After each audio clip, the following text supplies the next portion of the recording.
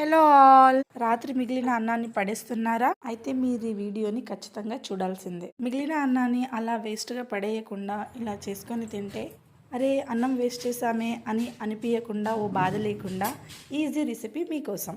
బాండిలో 1 table spoon oil, ఆవాలు, జీలకర్ర, మినప్పప్పు, దాంతోపాటు ఇంట్లో ఏ పప్పులు ఉంటే ఆ పప్పులు వేసుకోవాలి.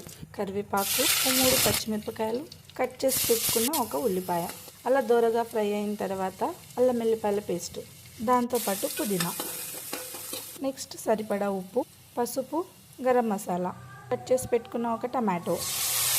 అలా ఓ 5 మినిట్స్ లో ఫ్లేమ్లో ఉడికాక ఓ టేబుల్ స్పూన్ కారం. చూడండి ఎంత ఈజీ. దాంతోపాటు నిమ్మకాయ రసం కూడా. ఇప్పుడు ఏదైతే అన్నం ఉందో ఆ అన్నం కలిపేసుకోవడమే. లాస్ట్కి కొత్తిమీర. ఈజీ కదా రెసిపీ. మీరు కూడా ఇలా చేసుకొని తినండి, ఖచ్చితంగా నచ్చుతుంది. అన్నాన్ని అయితే పడేయకండి. Thank you for watching. Do like.